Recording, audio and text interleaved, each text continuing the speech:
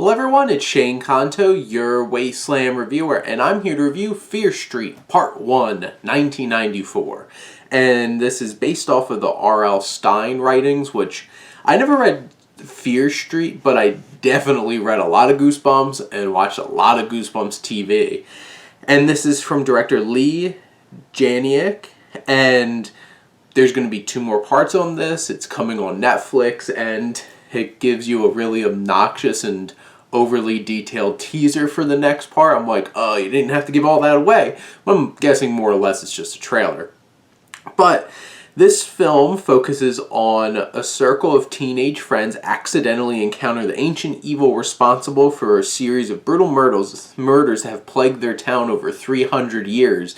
You have this witch who's possessing people, and this film is very much bringing in a love for horror films, and there's a lot of homages, straight up thieving of plot points and characters and ideas, however you want to phrase it. This is a very pulpy kind of horror flick, and in general it's played off to be fun.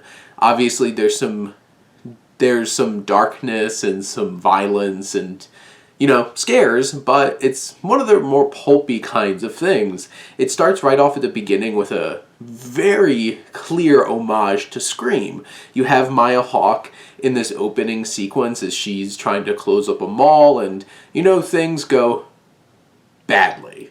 And it's scary. She's great. She really embodies that Scream Queen legacy, and if you've seen Scream or know what happens with Drew Barrymore in the opening scene, you can kind of figure out what happens here.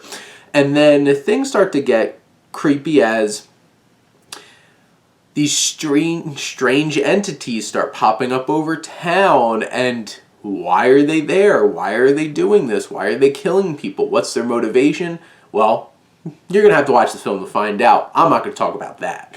But this definitely has that pulpy kind of horror vibe. It's like if Stranger Things really went full-blown horror instead of it gets scary, but if it was a full-blown horror film, that's what this would feel like. It's very doing a lot of homages to slasher flicks of the 80s and the 70s, like Halloween, Nightmare on Elm Street, all those kinds of things.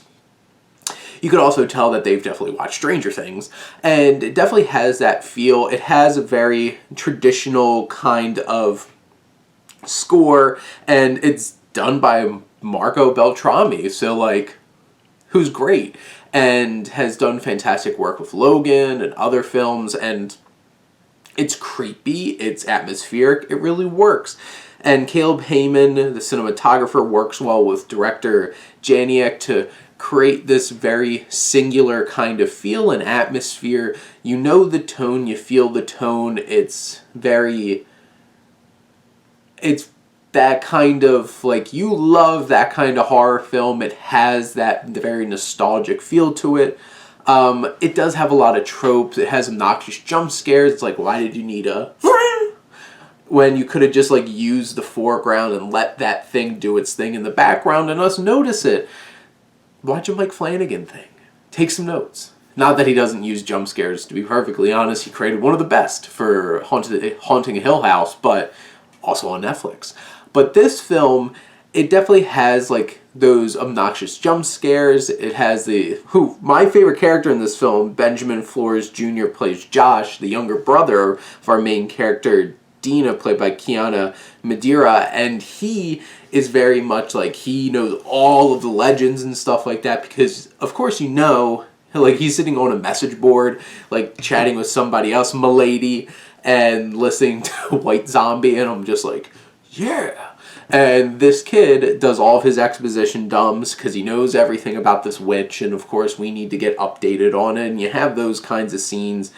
And definitely the entities that get brought back, this skeleton mask, this creepy girl with this straight razor, knapsack guy with an axe, they're fun and engaging and creepy entities that work. And there's definitely a sense of mystery about this, and it works for the story. I have to say, after, I'm like, okay, this is climaxing. This is a nice, fun time. And then I look, I'm like, it's an hour, 9 minutes in. There's 40 more minutes in this movie. And it definitely feels overly long and drawn out. And it just keeps going. And it's just like, oh, is this movie over yet? Nope. Gotta set up for part 2, the sequel. And I wasn't sure how they all connected. But yes, they very obviously set up that way. And it's just like, when's this gonna be over? I think it overstays its welcome a little bit. And, like, you look at the cast, and Madeira does a really great job in the leading role, and you have her hopeful lady friend who she wants to be with, who left their school, and now there's a lot of tension.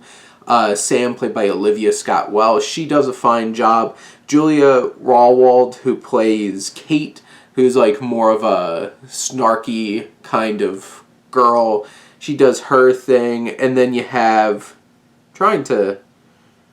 there's the one friend who, like, I hated him so much. He's so obnoxious.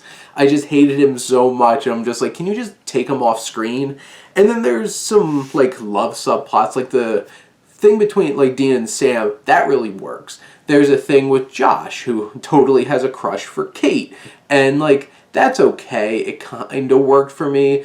But then you had, like, while they're having this, like, these moments of course, like, connection while, you know, all this craziness is going on, you have the other kid who's in the bathroom totally messing around with himself, and you're just like,